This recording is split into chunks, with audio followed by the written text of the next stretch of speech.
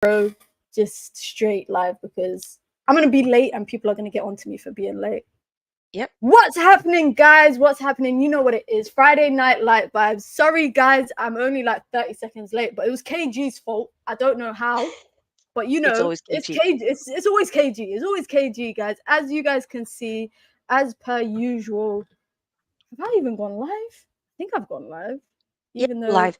I have gone live. I have Yep. gone live. Guys, I'm a disgrace and I'm a cheat because I have not even introduced my guest. Guys, if there's no introduction needed, second guest on my channel, actually, but the first ever on a live stream. Big up to Sophia's Football Talk. If you guys don't know, then now you know. Now you know. Of course, you can see her handle there, and of course, it's in the bio of this video as well. So make sure you guys go over, subscribe to her channel. Make sure you check out her content. As always, show her a lot of love. I know the minions, I know you lot are good at that, so you lot will show her love. But Sophia, welcome to my channel. Absolute Thank you. pleasure to have you on. And I think we got a bit to talk about because you lot know what it is. Friday Night Lights, we normally just talk about all the Manchester United news, and it seems like the biggest topic of discussion in the last, I would say, 3 or 4 or 5 days has been Jadon Sancho. And I think it's gone to a point out of hand. Of course, we can start all the way back on Sunday after the Arsenal game. Manchester United lost, of course. Jadon Sancho not included in the matchday squad. Eric Ten Hag made it known as to why he wasn't. Said that he wasn't training well, wasn't performing well in training. That's what he said. He didn't say he's not training. He said he's not performing well to that standard in training, and as a result, he was left out of the matchday squad. Now, Jadon Sancho clapped back.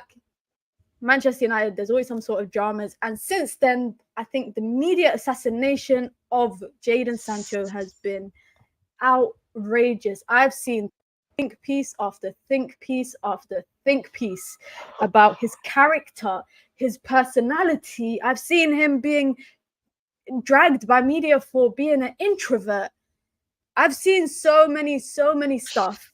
But before I actually throw it to Sophia, because I want to hear her opinion, I'm going to read you some of the exact quotes regarding Jadon Sancho and what's been said about him. So most recently, Mark Ogden from ESPN said in an article that one source has said to him, apparently, that there is little sympathy for Jadon Sancho inside the Manchester United dressing room, saying that the players have had enough of him. Jadon Sancho is not just facing a battle to regain the support of Eric Ten Hag, but he's also needs to regain the support of his teammates. Now, for me, I think the most annoying thing that I saw in the last couple days is the piece from Rob Dawson, where it specifically said that sources around Manchester United describe Jadon Sancho as a complicated character. He doesn't seem that complicated to me. He can be loud and extroverted, but he can also be very reserved. At an Adidas kit launch in Melbourne in 2022, so that's last summer, Eric Ten Hag's first summer in charge, he asked the event host to avoid asking him questions and focus on Bruno, Marcus, Luke Shaw, and Scott McTominay instead. Sophia, please let me know, what are you feeling about this whole Sancho thing, especially with the way that the journalists are talking about him, and also the fans? Yeah, I feel like it's gone a bit out of hand. This whole thing with the media and this the stuff that you were reading out. Can't a person have their ups and downs? Can't the person be like, you know what, today I might be a bit not really feeling like talking that much. It's really a big thing. I don't really understand what bringing up the Adidas launch of the away kit from last season has anything to do with this incident. It doesn't make any sense. I think it's pure character assassination at this point from the media. It doesn't make sense at all.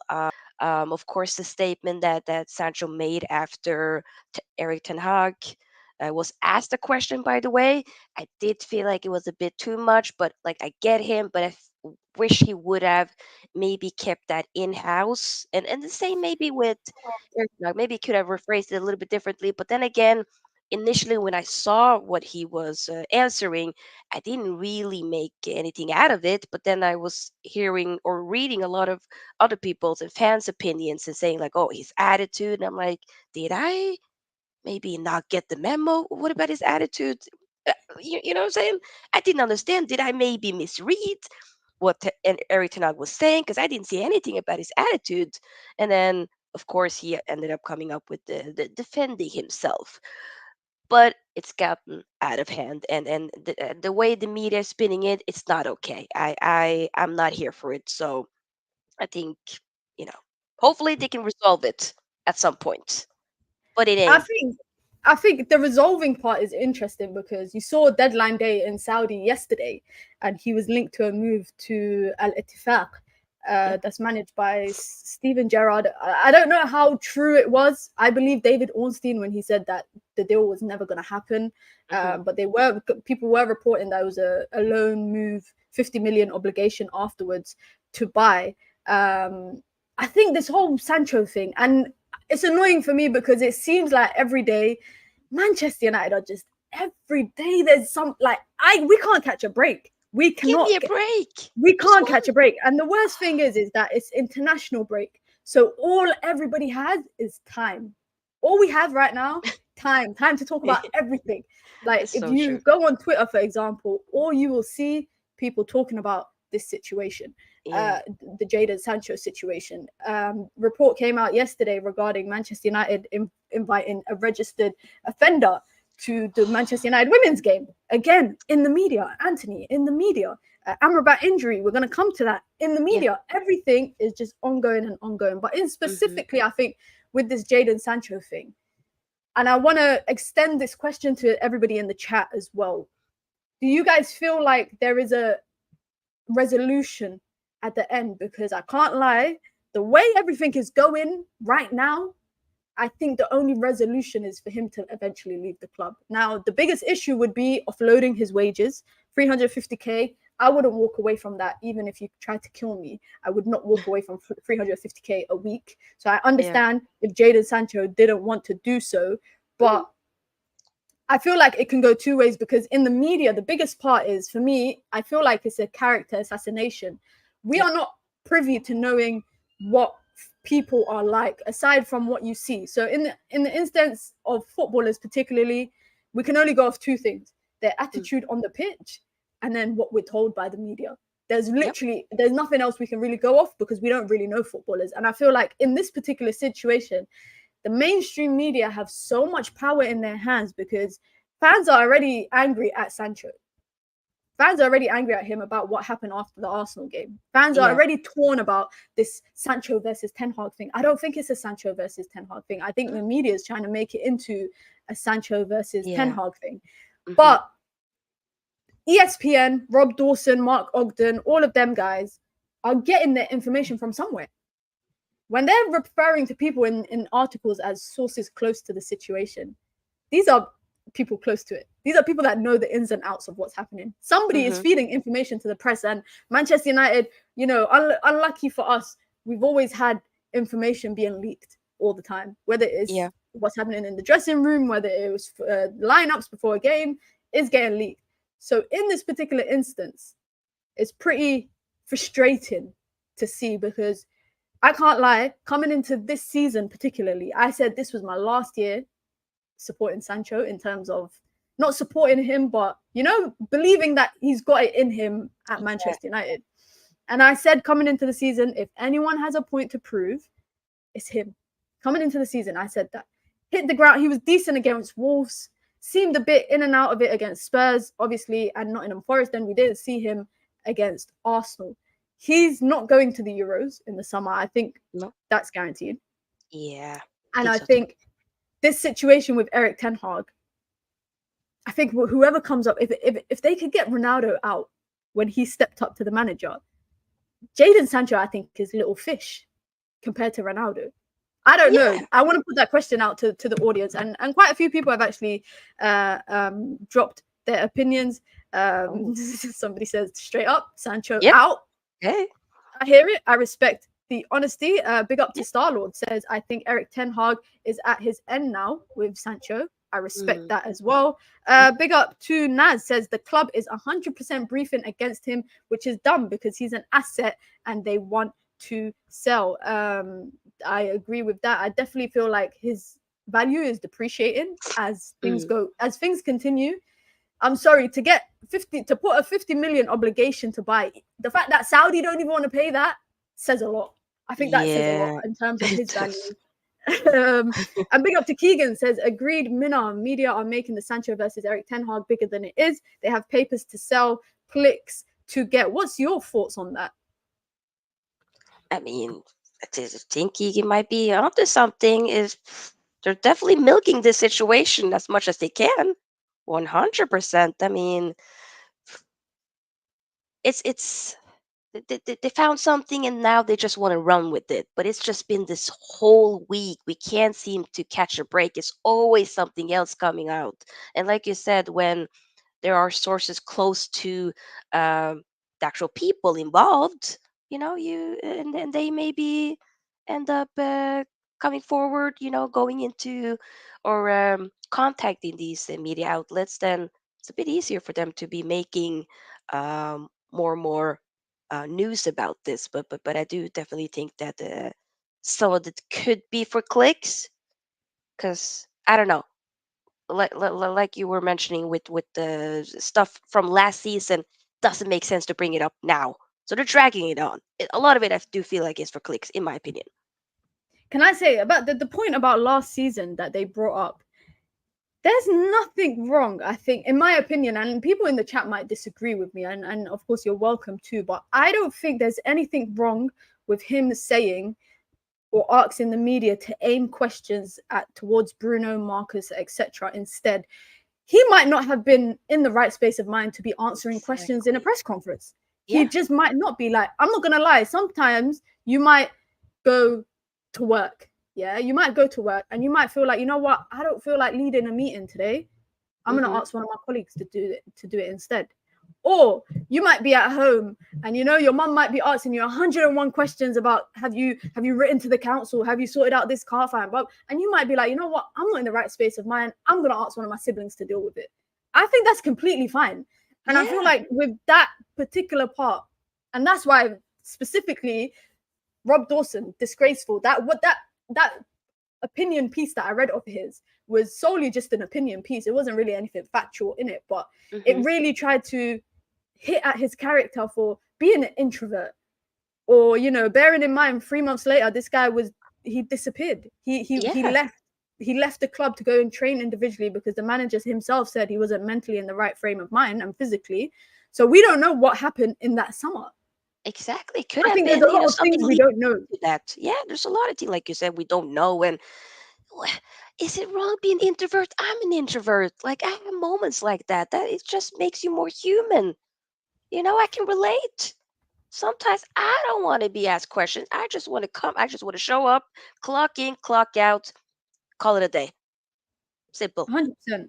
I agree. Big up to Koala in the chat says United killed Sancho's career.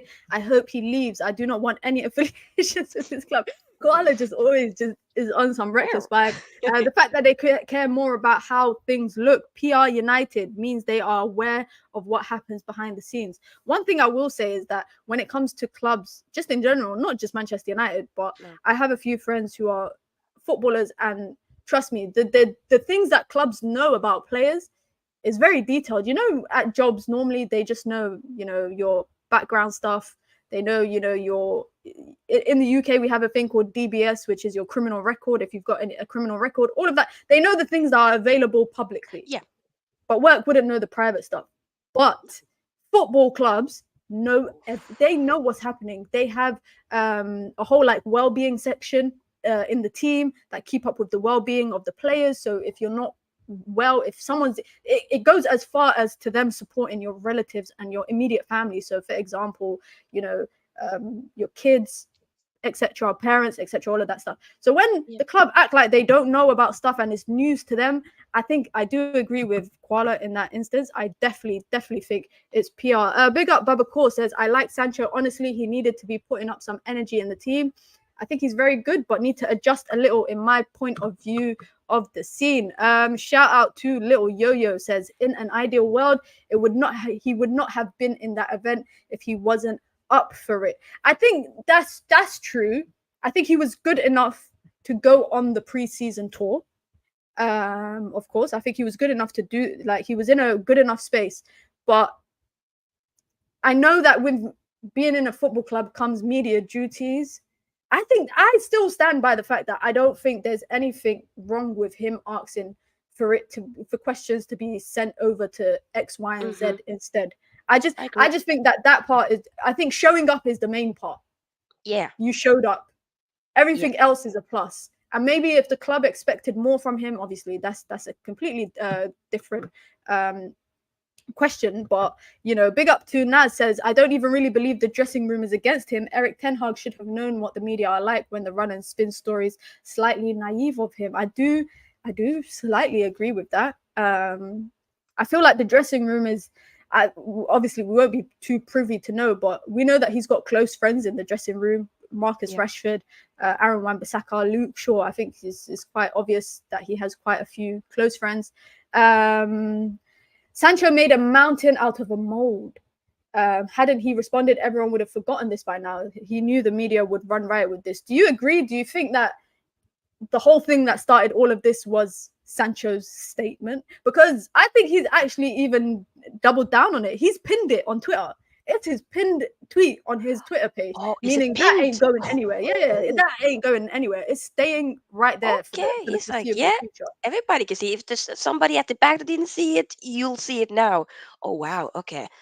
I mean, no, I don't feel like I don't know. There's certain language that Sancho was using in that statement. Like I feel like a scapegoat, and there are more stuff. There's other reasons to why I haven't been picked. We can't really go into. I would love to hear. Okay, what is that then, Sancho? Can you elaborate a little bit on that? If we would ever even know, I don't know, but I don't really feel like it fully necessarily completely started just by that. I do think maybe Tena could have rephrased a little bit of his answer in a different way. The more I think about it now, maybe not necessarily completely make it due to the training, even though if maybe that might be the case, but that's what I feel at least. Big up to Lil Yo-Yo says, to me, it sounds like Sancho is a regular guy. That piece from Rob Dawson is shambolic. It's a disgrace. Someone in the chat said, Mina, are you from the United View channel? Yes, I am. Big up if you do watch the United View. Big up to Ravi says, Sancho, can he get back to being a great player again? I think this is actually a good discussion point, and I would love to definitely hear it from everybody else in terms of what people think regarding this. Because if we're being honest, if we're saying Sancho getting back to being a great player again, we're talking about back to Dortmund levels, because we're not talking about Manchester United levels. Now, could you say that? Because I know I can't name you 10 games that I've been impressed with Sancho. I think the last time, it might be harsh of me, but the last time I remember, that Liverpool game at Old Trafford last season, that was a good game. That was a good game. Yep. I can't think of many more after, because slightly after that, he got dropped out of the team and then he disappeared and then came back in like end of January, beginning of February. And even then, he wasn't involved a lot as he was, I guess, the prior season. Would it be so far-fetched if I was to say with Rasmus Højlund, he could be a good asset in the team? Because now he's got a focal point in that front line to kind of target. Could he replicate the season that he had with Haaland? That's not me saying that Højlund and Haaland No. Don't clip this, people. That's not what we're saying at all. I'm just thinking. I think you might be onto something. I've been wanting to see what can Sancho do if we have like a proper number 9 up top, a proper vocal point. Could we maybe unlock something again? And I felt that the same way with you initially, that this season will probably be like my last season, like my last one more time. We try again with Sancho. If it doesn't work, he got to go. That's what I felt. But it's just quite unfortunate how this season has started. 4 games in, and we don't know how this whole thing will unfold. Whether or not he'll maybe even play less than now. We might not even see him ever again. Maybe he'll just sit on the sideline and then he'll go in January. I don't know. Either way, we have Höjlund. I did really like how Höjlund looked Oh my god, when is he. that how you pronounce it? Yeah, Is that that's how you how. pronounce Yeah, his name? Rasmus Go on, Höjlund. say it That's one what more we time. say. Rasmus Höjlund. I can't say it. I can't say it. Rasmus Haaland. Höjlund. We have Haaland. the It's Haaland. second to last letter of the Norwegian alphabet, or in the Danish alphabet, has that, that O and that Yeah, straight line. with the Yeah, yeah, yeah, yeah, yeah. That's ö. Haaland. Yeah, Haaland. I don't know, man. I'm gonna keep practicing. I'm gonna yeah, keep practicing. But all the time I've been saying Hoyland, like as in yeah. Holland, I know the country Holland, but with like everybody. a Y. Hoyland. Yeah, yeah, yeah. It is what it is, No, no harm, no foul. But that's how we say it. At least here in Norway, they might have probably the more correct and more right pronunciation in Denmark, since that is quite different to Norwegian. But hey, it is what it is. But yeah, with the Højlund, I do feel like maybe it could work. Well, we have to see if Ten Hag is willing to give him another chance. I wouldn't mind seeing it because I really like the partnership. Not that we're not trying to compare Rasmus Højlund to Erling Braut Haaland. That's not the case at No, all. no, no. We're not She's doing that. flexing. She's flexing, guys. She's flexing with the way that she's pronouncing the names because she knows I'm just like Erling Haaland, Rasmus Hoyland. And she's saying the Erling Haaland. She's giving it all. She's giving it all, man. Little, This is something, something. No. she's giving us everything. This is KG. I hope I'm gonna clip this and I'm gonna send it to him. I'm gonna tell him this is how you need to pronounce names from now on. Yeah, not Regulion, which it was a Pokemon. That I died when I heard that. Oh my god, that was so funny. But it would But be. I was just gonna finish up with saying it would be nice to see. Could we maybe, I don't know, the partnership between, like I said, Sancho and Højlund? Could that be something that we can nourish? I don't know. I really liked him at Dortmund when he, that the partnership between him and Haaland looked very good. So we have to wait and see. But I don't know. guys, can I just say apologies in advance because you lot ain't getting that pronunciation out of me. You lot know I can't pronounce some stuff to save my life. But big up to Naz for this question. I had to come back to it because it was actually a pretty good question. And then I'm going to get through all the comments in the chat. Says, question, if Sancho hadn't responded, would the media talk about the 3-1 loss or Sancho losing his place? Maybe that's why he felt like a scapegoat. I don't think he should have responded, though. I think the biggest thing, in my opinion, him responding, I think it would have died out. I think people would have speculated why he was left out of the squad. People would have been Yeah. like, "Oh my god, Ten Hag said this, he said that," and it would have died after like a day.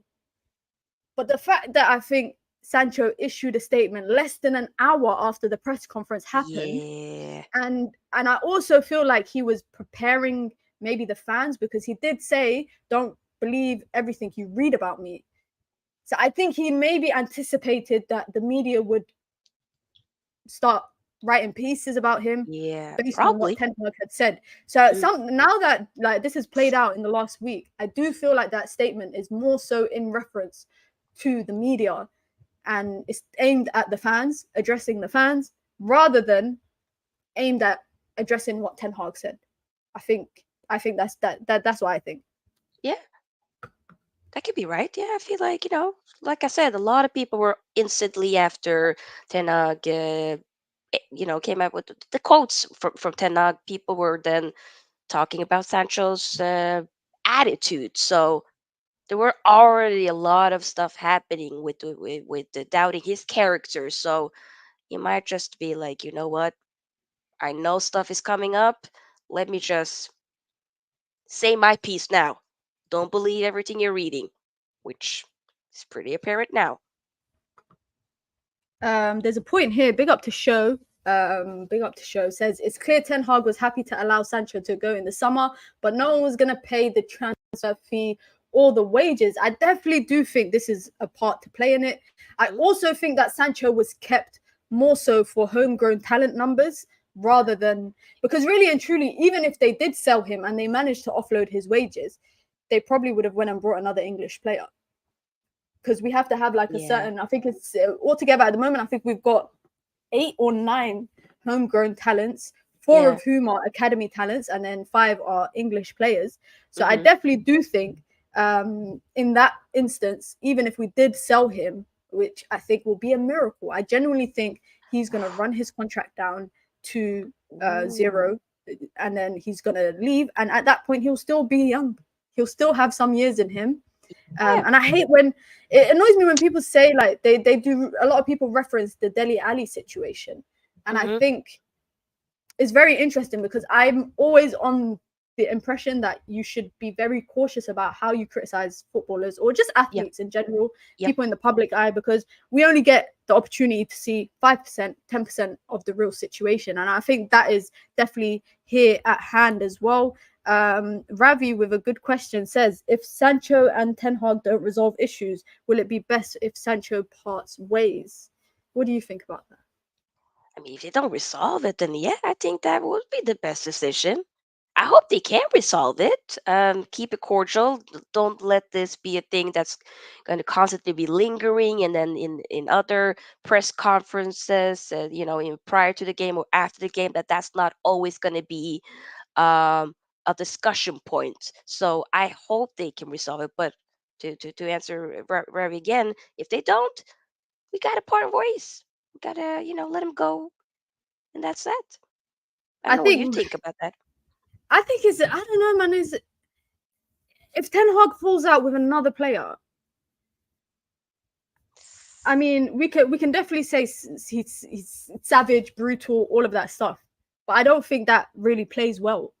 I don't think that plays well at all in how people would view him. I think in this particular instance, it's not like in the instance of Ronaldo, where Ronaldo is a legend. So everybody was it was a clear divide, I remember, between he's crossing the line and he can do what he wants because he's the greatest footballer ever. I remember it was I saw, people, pundits, articles saying, oh, Ten Hag's never won anything. How dare he like scrutinize Ronaldo like this?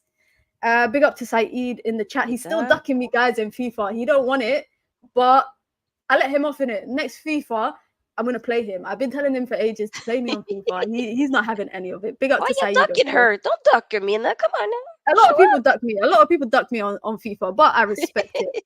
But in the terms of this Sancho thing, I think a lot of fans will turn against him because he's not got the luxury of bouncing back on his medals and his accolades and his silverware, all of that stuff. Really and truly, has he been a failure since he's come to Manchester United? I would say yes. I would say yes, he's been a failure, but there's circumstances within the situation that it's not really black and white. You have to, the first season he came in, it was just a very chaotic season. Oli got sacked.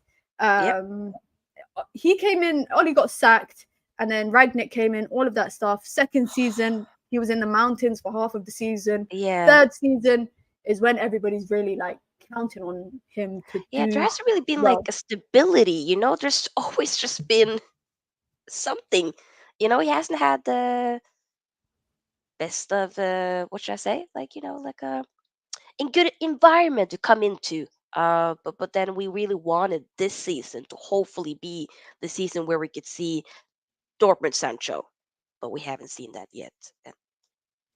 And I do think it's kind of crazy to think that we will probably buy another right winger next summer. I genuinely think we're going to buy another right winger.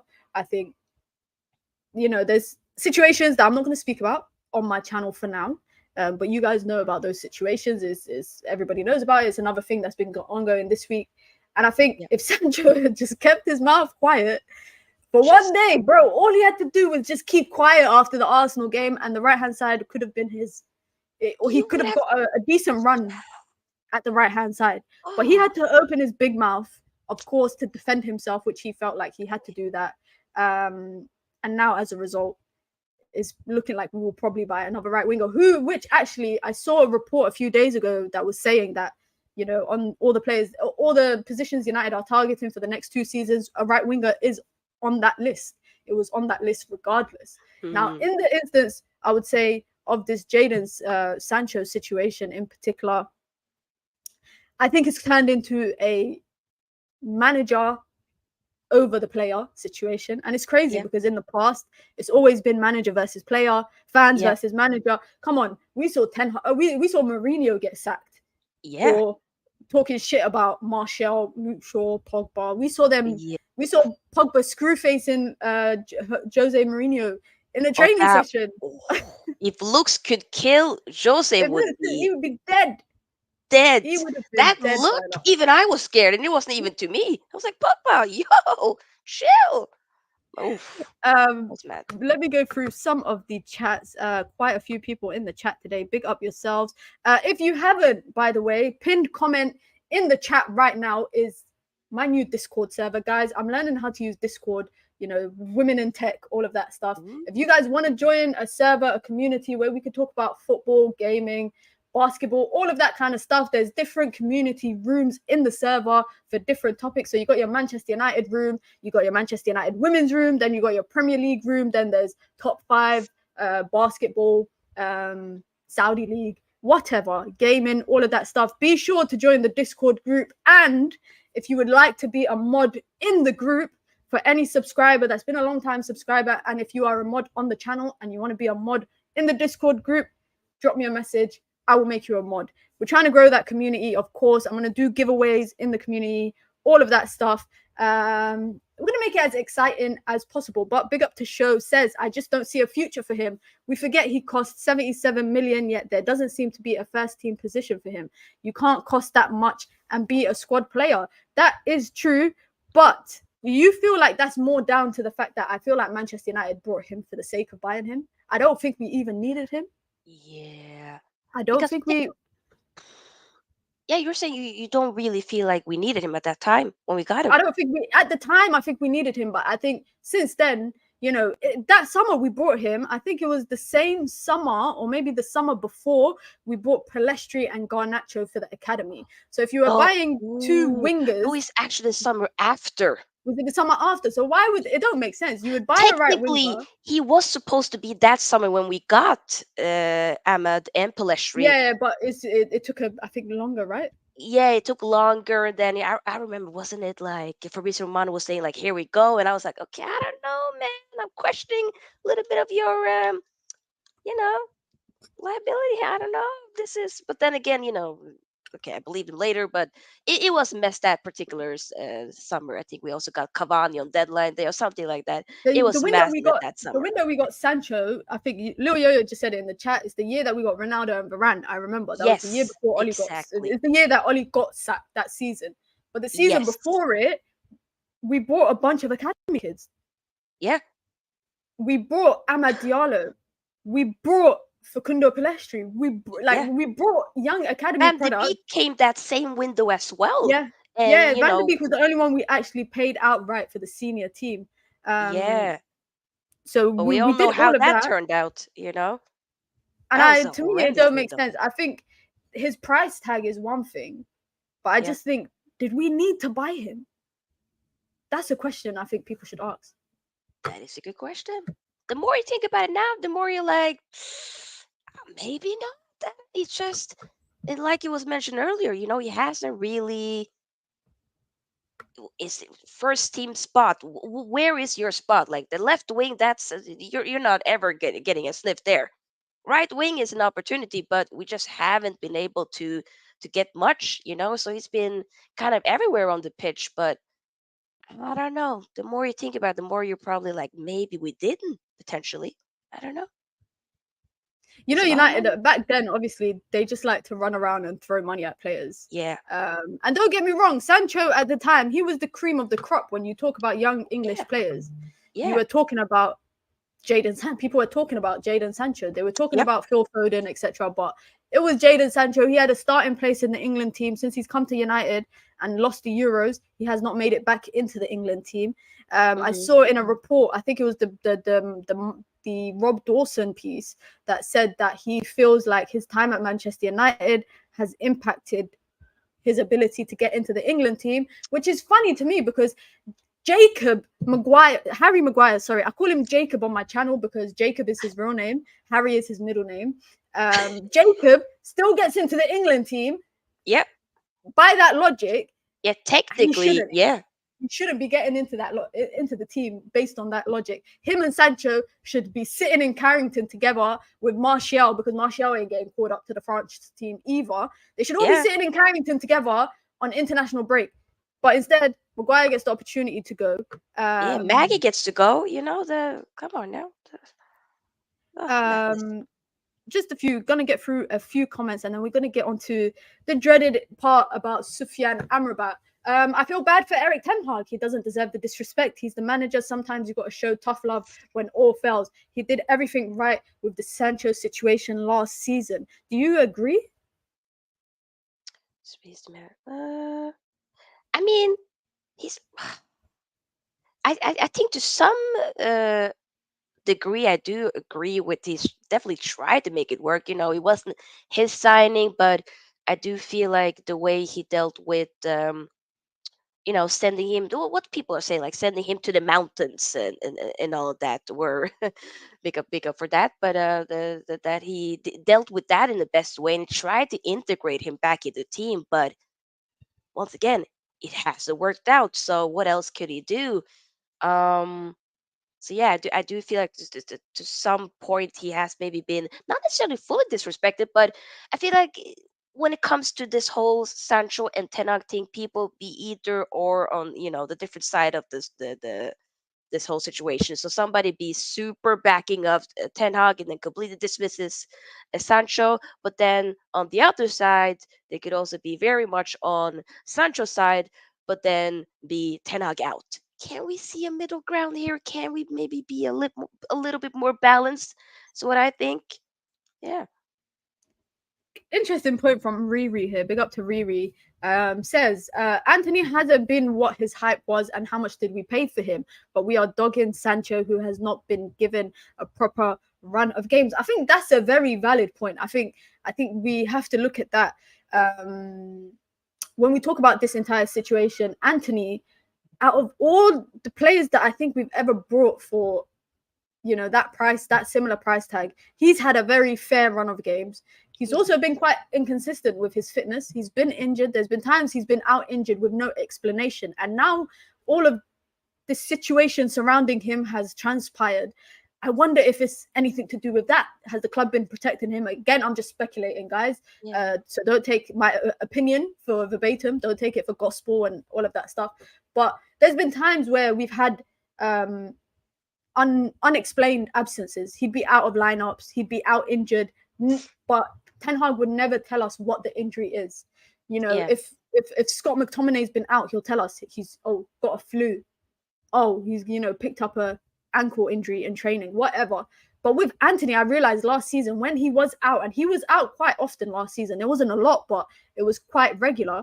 We yeah, barely heard the reasons behind him being out. We would just hear, "Oh, he's injured," and I think it's definitely true. I think Anthony doesn't get a lot of slack given the fact that he is a player that the manager wanted. yeah, Sancho was inherited by Ten Hag. He was part of the squad. Anthony was handpicked out of 101 wingers. They picked Anthony. I don't know how. It's like me, honestly, guys. I don't want to be mean or anything. And I'm not a mean person. But it's like me going to Tesco. Tesco is a supermarket here in the UK. To yeah. me, it's like me going to the supermarket and I see all these sandwiches that I can have for lunch. And I pick up one that got mold on it. It makes no sense. Nope. We had a selection of right wingers last season that we could have gone for, although we were only really linked to Gakpo and Anthony, Yeah, to those two players, yeah, and it just doesn't make sense that we paid that price for him. Initially, I remember Ajax wanted it. I think it was around 54 million earlier in the transfer yeah. window, and then they put up their price after our two bad games. They ended up putting up their price to 100 million Yeah, or because whatever. like we But left the situation, we tried to be like, okay, let's maybe go and try to sort out some other transfers, right? And then we came back to try to negotiate again with Ajax, And then Anthony was pushing for a move as well, wasn't training with the He was squad, on strike. Yeah, he was on Yeah, strike. the whole thing. But we probably would have been able to got him for less if we just would have been a bit more smarter at the beginning. But since they didn't have to sell, they already had sold several players. So they're like, yeah, but you can't come to us now. The window's going to be closing very soon. What do you, we got to find somebody as well, you know? So they were like, okay, if you Um, want him, up the price. up the price, and it worked for them. It worked for them, especially because at the time United were desperate. Big up EMW says Anthony was balling at Ajax. To be frank, I think Yeah. if we were to compare, I don't like to talk about team players form at other clubs, but I definitely think Jadon Sancho was probably a lot more impactful at Borussia Dortmund than Anthony was at Ajax. I remember Yeah. watching Anthony because I used to like watching Ajax. So I Mm, remember watching him, and I think he had like double-digit goals and some assists, but it was nowhere near. I'm talking about like 11 goals, which is decent for a winger in all competitions, yeah. but it's not Manchester United standard. No. Not given the fact that you're expecting 20 goals or Mm-hmm. 30 goal contributions from your winger. Yeah. So I do think Anthony gets a pass in the criticism because A, he's Ten Hag's boy, and Yeah. B, people still look at him as a new signing because he's only been Mm-hmm. here for a year. But if we were to go by that same logic, in my eyes, then technically Sancho has only been here for a year because last year is a write-off. Yeah. Technically, he was not really active like that last season. Yeah. So I And could even the use year that. before that, so technically this would have been like the year, you know, for it to start fresh. But hey, Big up to Dead and Gone says Donny, Jaden, etc. all came to United in its most dysfunctional time. That's yeah, reflected in Sancho's attitude. Players brought at the time with no plan. Eric Ten Hag has a plan, and these players just don't fit it. I totally agree. I don't know why people rate Donny van de Beek so much, but everyone's oh, entitled to their own opinion. yeah, Everyone's entitled. I think it was quite telling that he was the last one out of the more the academy products at Ajax that all got sold. De Ligt, De Jong, all of them. He was the last one to get sold. Ziyech, all of them got sold way before he did because they mm, were that impactful. He was good in his team because he had the likes of De Jong, etc. near him. Um, I just think for him is unlucky. He lost his national team spot as well. Jadon yeah, Sancho lost his national team spot. I'm trying to think of, is there a recurring theme of players losing their national team spots that I in can think of. in in Manchester United? But I definitely agree with Dead and Gone regarding the fact that if Ten Hag doesn't have you in your plan, in his plan, sorry, there's no way out. And we're seeing it with Yeah, Harry Maguire. We've seen it. David De Gea, I think Ten Hag just kind of had to accept it for the year, see the season out, and basically then go for his man. yeah, Anana, we ended up getting. I definitely do think if Ten Hag does not want you there, you will not be there. It's yeah. as simple But as that. Look speaking at all these of, academy kids shipped off.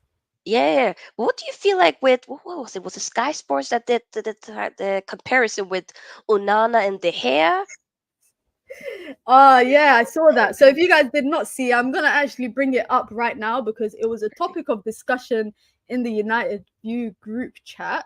So I'm gonna actually bring it up what Sophia is referencing. If you guys are not on Twitter, it was a video analysis regarding Manchester United, old Onana and David De Gea. Here it is. So it was a comparison of David De Gea's last 4 games for Manchester United versus Onana's first 4 games for Manchester United. And then it Hmm. was goals conceded, 2 for De Gea, 7 for Onana. Clean sheets, 2 for De Gea, 1 for Onana. Save percentages, it was 83% for David De Gea versus 68% for Onana. Passes, it was 66 for David De Gea and then 104 for Andre Onana. And then passing accuracy, it was 67% for David De Gea and then 75%. Now, I think that is a stupid comparison to make. Very. I think it's dumb as hell. And the reason why I think it's dumb is because David De Gea's last 4 games for Manchester United was Wolves, Chelsea, Bournemouth, Fulham. All mid-table teams, Chelsea included in that topic. They were a mid-table team Yeah, last still season. are. There still are. Andre Onana's games was Wolves. Okay, that's one team that we played in the last 4 games last season, and then Hmm. Tottenham, Arsenal, and Nottingham Forest. Nottingham Forest, who actually look a lot better than what they did last season. Yeah, Now, do I think that Manchester United should not be conceding 7 goals in 4 games? Absolutely. of I course. think that too. Yeah, But I think it's harsh to compare the two players. New player. Like, I think it's only fair if you're going to compare people, wait until the end of the season and do Man yeah. United's final 4 games of the season Not the versus David De first Gea, four or do the games, whole season, or do the whole season. or do Compare the the whole entire season. in Yeah. the, compare the entirety of the season. I think one thing I know for sure with this Andre Onana thing, so many people want him to fail at the club. Yeah. I think a lot of people want to be like, "I told you so." Even I see it already when we concede goals, people are like, "Oh, and they got rid of David De Gea, and they got rid of David De Gea." They'll be like, "Oh, they got he had the Golden Glove last season, and they got rid of Yeah. him. He's still unemployed. He still ain't got a job. Me and him are the same. We don't play for a club.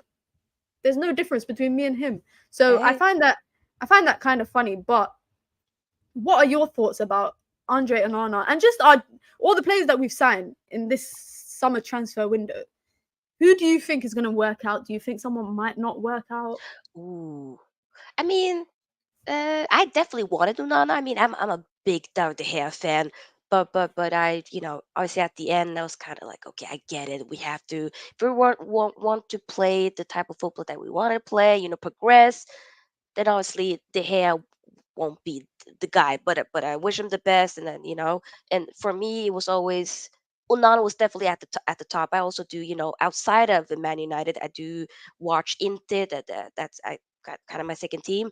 So I've definitely been really impressed with Onana, and especially since the Ajax days and the fact that there is a history with him and Ten Hag, him playing under Ten Hag back then when Ajax was really good, right? And then of course we all know the Champions League run he had. It was exceptional, very good for Inter. But so he definitely a player that I have high hopes for, and I think it will work out. Mount, on the other hand, not gonna lie, that one still baffles me a little bit. I'm not necessarily completely. I'm definitely not convinced. Let's just say that.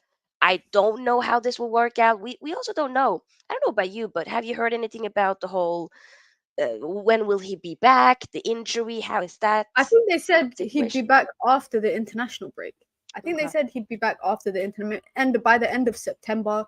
Yeah. Again, we've signed. It's like everyone we signed this summer transfer window is injury prone, Are we cursed? except for Anana. But let me not jinx it. Oh, knock on wood. Let me not jinx it. I'm just, at some point you try to ask, are we cursed? I know we got a devil, we got the shaitan on that. I get it, but like, come on. Life's not been the same for Man United since they did the third Yes. kit. Since they Yeah, announced the that. third kit and Yeah, Roy the Keane did a campaign was madness like there. this I ain't whole gonna lie. Freemasonry devil stuff.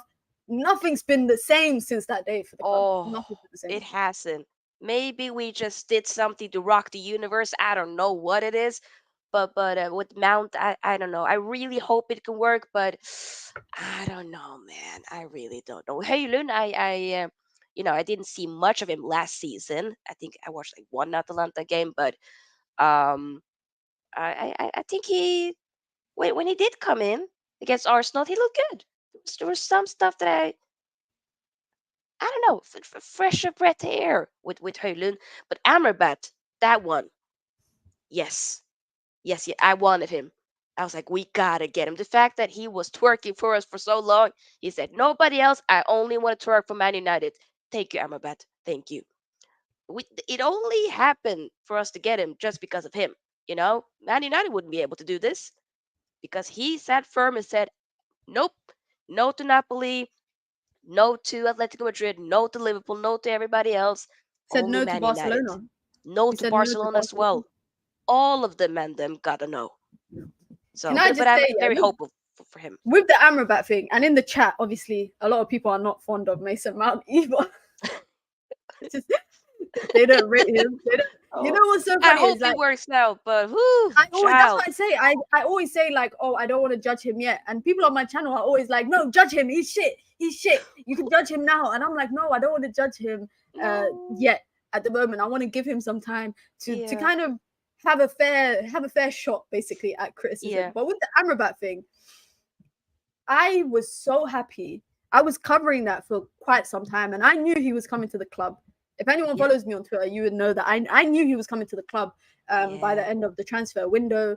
And as I followed the Morocco team for the World Cup, I was covering them a lot for the Athletic, and I'm just so happy because, to be honest, I'm not gonna lie, guys, I'm getting a United shirt and I'm getting Amrabat one. I don't care if he's here on loan. I don't care if he doesn't stay next summer.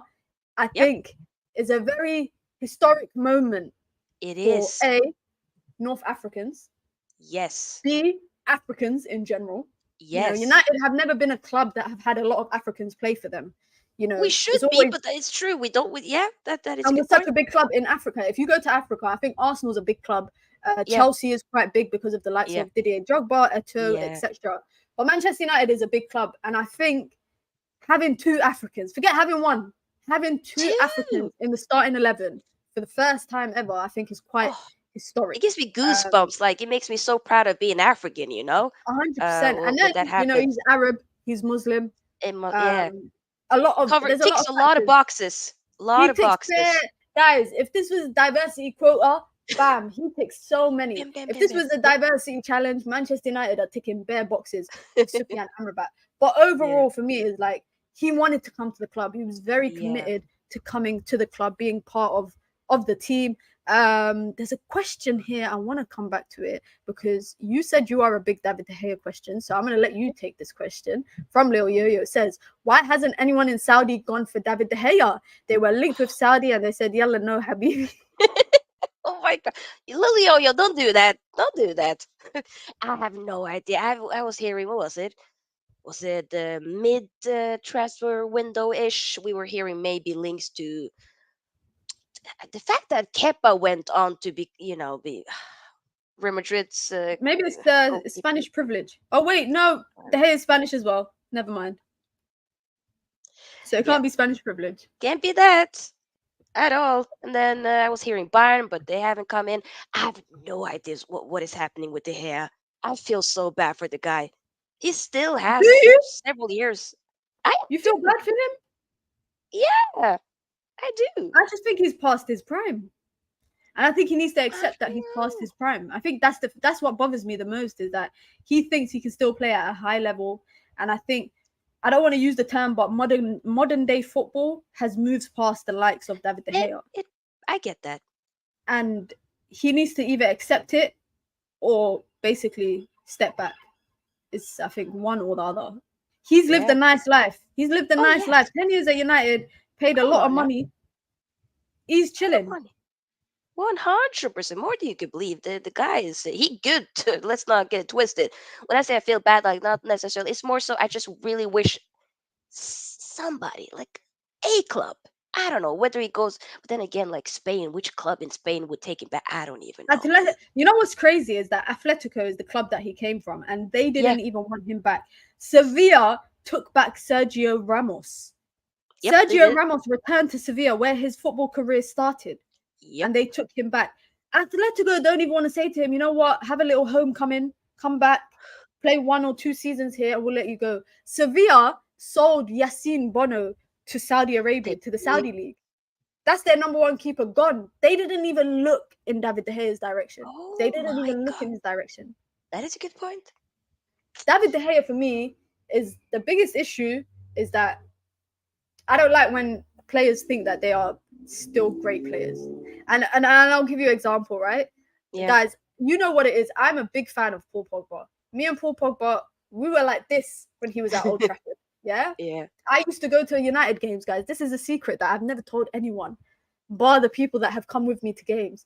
I used to stand there and watch players leaving Old Trafford just so I can see Pogba, just so I can see him. I didn't want to see anyone else. I just wanted Pogba. to see Pogba. That's it. And Fred, because I liked Fred. Me and Fred. Yeah. I liked Fred. I used to wait and stand there to see Pogba. I remember hot summer's day, Ronaldo scored a hat trick against Norwich, and I stood there for 30 minutes fasting during Ramadan, waiting Oh, for Pogba to come out. that It is was a very hot dedication day. right there. It Pure. was There dedication. you. Wow.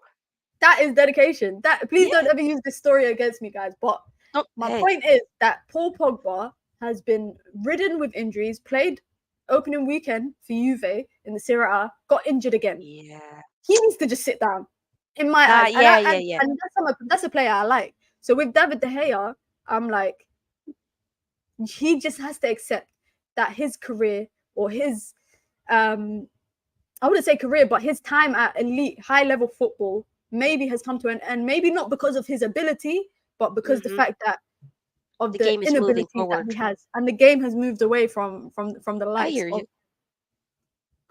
That's a good point.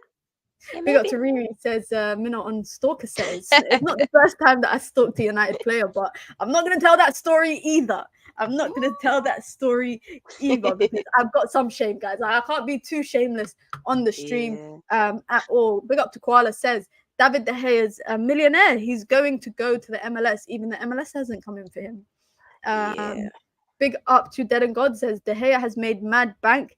No reason to feel sorry for him. Now, there's a question I want to come back and I want to end it on this topic. And if I don't find it and I can't pin it, I might just have to say it from the top. Here it is. So Koala said, the first comment says, what plan does Eric Ten Hag have? And then the second one says, I would rather have Ange, fam. Koala. What do you think is the plan that Ten Hag has? What do you think is the idea? And do you think he's going to achieve it at the club? I feel like I read somewhere, like not that long ago, that he's different clubs that he's been on. He doesn't try to do the same thing that he's done prior. He always tries to change it up for that current club that he's in.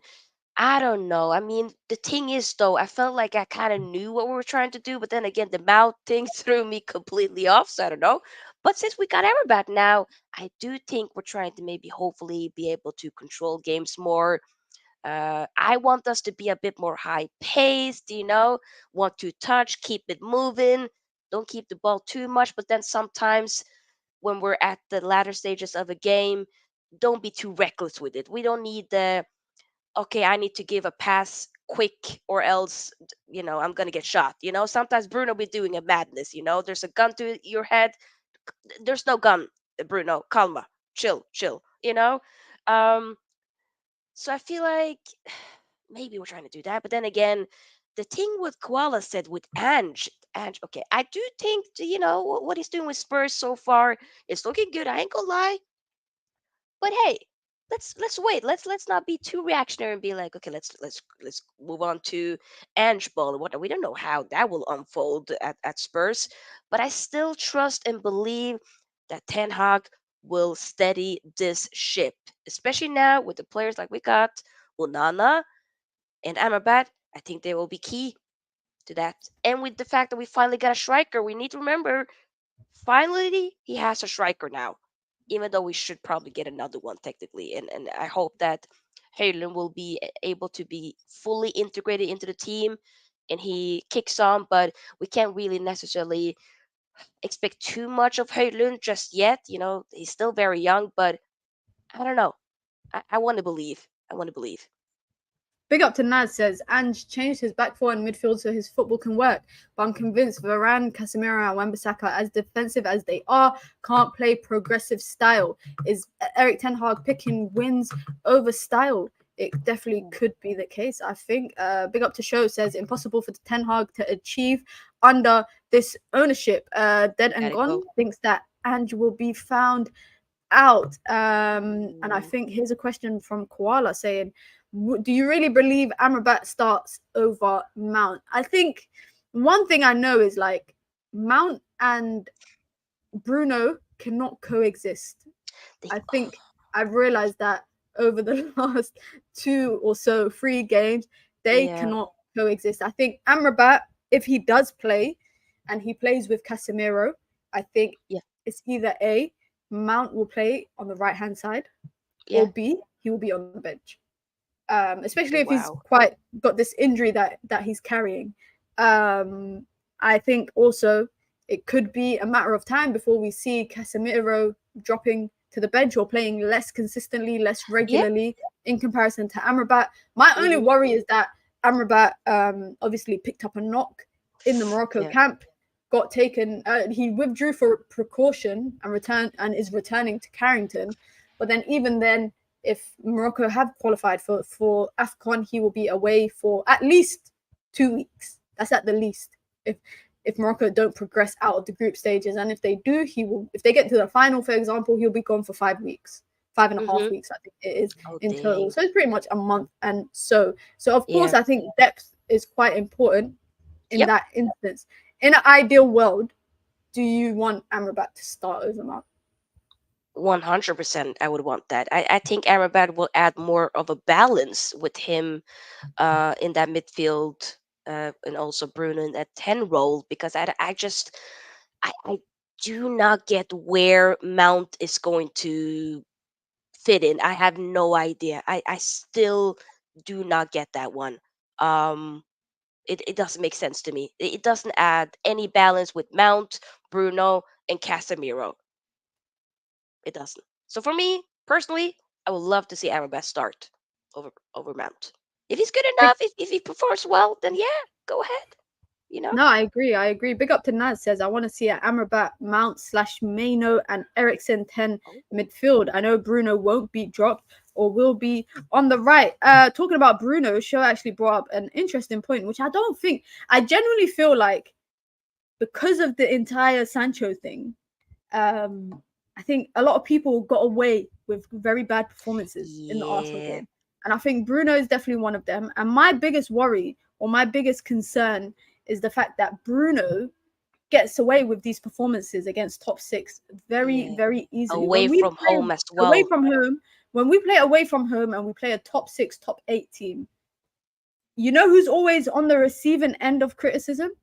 I realized it's always Anthony, it's always Rashford. It's always those two are the main people that get criticized. Yeah, yeah. Um, I think far too many times. I remember Liverpool away. I was watching that game so livid. I remember watching it PTSD. so Oof. livid. And the thing is people need to understand that if you criticize a player's performance in one game, doesn't mean you're criticizing them as an entire player. Oh You're just no. saying in that game you're pointing out any flaws. And I see it often that Yeah. people won't criticize Bruno because A, Mm, he's the captain. B, he yeah. gives you a good performance most of the time. Yeah. Majority of the time he'll give you assists, give you a goal or two.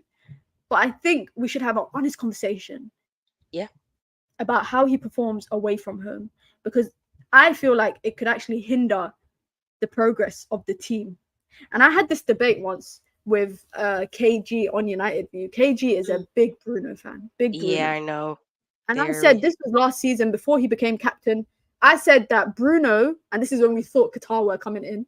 I said that Bruno needs to tidy up his gameplay, otherwise he's going to be the first player that gets sold under Qatar. And Ooh. KG went mad. And as the months went on, we saw Bruno fixing up his play, more tidy on the ball, more responsible, taking care of the ball as you should as an attacking midfielder, keeping the ball ticking. Do you think that Bruno gets away with a lot more than what other players get away with? Yeah, I do think so. The fact that he's the captain, he's always available. Availability often is the best ability, right? And often we do see most very good performances often, or some stats here and there putting in the shift, but he does get away with some stuff sometimes, and I do think it's important to you can pick him up, but if there's a game where he hasn't played well, call it out. It doesn't mean that you don't like the guy. It just means today it wasn't your day. Fix up. You're the captain. Set the precedent for the rest of the team, the rest of the players. Because I'm not gonna lie. Sometimes I'd be tired of if he goes down in a challenge maybe, and then okay maybe it didn't hurt that much. Stop complaining. Get up. Okay, now you see the opposition is now in the counterattack. Don't just be sitting there and just complaining. I want to see you running, getting that ball back, putting in that shift. Because I know he can do it, but sometimes he do be complaining a bit too much, and it's like, brother, please, please.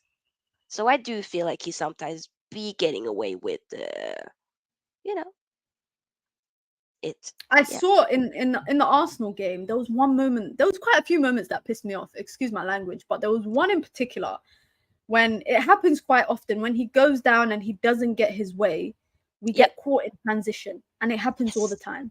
Yep. And I think I could count like 3 different instances in the game that it happened. But there was one particular instance where someone ran past him, and he was just walking. He was literally walking. And I Oh, feel like I genuinely think Bruno Fernandes is very lucky that Sancho put out that statement after the game that took all the attention away yeah. from the game, because really and truly, guys, aside from Arsenal fans, no one's talking about the loss. No one is talking about the loss. That's so true. I have friends who are Arsenal fans, and they are the only ones that keep bringing it up. But Yeah. no one else is talking about it. I haven't seen Chelsea fans mocking United fans. I haven't seen City fans mocking United. I haven't seen no one talking about it, bar Arsenal fans, because Sancho's saga, as I Yeah. like to It's call the it, off has the taken field away. stuff that's taking away what we should be focusing on, which is the performance and moving forward. But no, it's mad. EMW says he gets away with it because at least he tries. Is that enough? Shouldn't we? So we're gonna pick up Is that plays is for that the the standard? try. Yeah, is Like, that the come standard that on. we're What on? are we not big Man United? We try. Get out of here with the we try. You should be trying. If you don't try, then get out of here. Come on now. Like, I see Big your up to point, Naz. but like, you know, no. Big up to Naz says, them huddles we did against Arsenal, I was thinking, are we Arsenal from last season? And Yeah, their I ain't huddles. gonna lie. We The thought we were those huddles guys. We thought we were those guys. were We were in not those fact. guys. It was cringe with Arsenal doing it at the end of last season. Why are we doing it at the beginning of second halves all the time? We do the huddle. Stop it! Don't do it. I can't. Um Mm-mm. I respect Bruno's chance creation, but if we get new owners, I'm not gonna lie, half these lot can get shipped. Ooh, That's some strong words. Bruno is yeah. the kind of player that you build a team around. He plays like that. However, I don't think he's a system player. I kind of agree with that. This fan base call Shaw, Rashford, and Bruno the three kings. The problem is they set the standard at the club, but the standards they set aren't good enough. I don't think Ooh, Rashford is in that same category. I think Rashford gets a lot of criticism. I think he gets a lot of yeah. criticism in comparison to them two, especially Luke Shaw. I think maybe Luke Shaw gets the least criticism out of all Probably. of them. Um, I definitely think that if you Yeah. disagree with me in the chat, do definitely let me know. Mm. Big up to Koala says, Minna swearing, look what you've done, Bruno. Koala is not a fan of Bruno Fernandez, if any of you guys Hey. are wondering. Big up to Show says, give me Madison over Bruno any day. Hate seeing Madison at Spurs, one of my favorite players, and he went for a very, very cheap price. Naz with We. the comment says United are a moments team without Bruno and Rashford, and they're inshallah moments. What do we do now? We need to have a functioning system that we can chop and change when people are out of form. On that note, Brighton next week, followed by Bayern Munich a few days later. Yikes. Harry Maguire, Johnny Evans, your defense is in trouble. Legit. Evans and Maguire are in the room. What do you think of? What do you just give me your predictions for those games? Just give me your predictions. Man, I don't know. I mean, the thing is, though, we're at home, even though I believe Brighton was our one of our bogey teams last season. We lost to them both home and away, but then again, it was the first game of the season, and then after that, we didn't lose at all at home. So I think we can manage. To be honest, I think we can do it. But then again, like I were hearing, okay, Lindelöf, he would be all right. Lisandro Martinez did go to Argentina and play, so he should be all right. So I do not want to see no Johnny Evans or Maggie be playing. No, thank you at all. Hopefully Aaron Beck could be fit. I don't even know, but I fancy us to be able to do it, but I think it's going to be very difficult. It's going to be difficult. I think everyone's so focused on the Brighton game that no one's talking about Bayern Munich. This is a team just brought the best English striker, brought a good defender. For me, they have one of the best wonder kids in Jamal Musiala. They've got good wingers in Kingsley Coman, Serge Gnabry. Yep. Sane, I'm not too sure on him and his time at Bayern Munich, but I think they've got a good midfield. Kimmich, Kim Min-jae. They've got a good team. The only thing that I can had Kim Min-jae, that still irks me. That's funny to me because the reason why it's funny to me is that we spent the entire summer talking about how we're buying a centre back, and the centre back we brought was a pensioner. This is the thing, yeah, you guys. You know how we say that Man United is a retirement home because people come and get so much money, and they're basically set up for good. We are also a retirement home because we are collecting OAPs, old age pensioners, off the streets. In Johnny Evans. Now, I think they brought him, or they gave him an opportunity in the team. I think it's a 1-year contract. He's an English player. He's also an academy player. So he makes up that number in the Champions League as well. It's him, Marcus Rashford, Garnacho, McTominay. That's the 4 academy products. And Tom Heaton. Those are the 5 Man United academy players. And then the English players are Wan-Bissaka, Luke Shaw, Jadon Sancho, etc. I think we are so focused on the Brighton game. We are not. The last time Arsenal played in Champions League, they got a spanking from Bayern Munich, who are a good team at the time. Was it 10-2 or something? 10-2 on aggregate. It was. I'm not saying we're gonna get spanked, guys, because I'm actually contradicting myself. I think we could get a draw. I think the good thing is that Man United know enough about Harry Kane, so they know how he plays. Obviously, a lot of the tape that they watch will probably be surrounding other players. Let me know in the chat, guys, your predictions. Please be as optimistic as possible. No pessimism, maybe more so realism. But I do think we could get a point at Bayern Munich. I think we could get a point, because my prediction is that we can finish top table in our group in Champions League. And you think we can finish top? I think we can finish top, guys. I think we can finish top. I think, guys, I think Rashford is going to kill it. I think Rasmus Højlund is going to be a spark.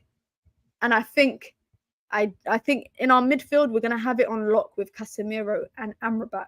Now, that gives me faith with those two. Exactly. That gives me faith with the midfield. I think if we can get a draw at the Allianz Arena, we will bring them back to Old Trafford and we can take a win there somehow. Somehow. Big up to Dead and Gone says Brighton will be a competitive loss. Bayern Munich is going to be an embarrassing loss. Big up to Koala says dust to dust, United in the mud. Damn, we need to set up in a mid block for Bayern. Shout out to Naz.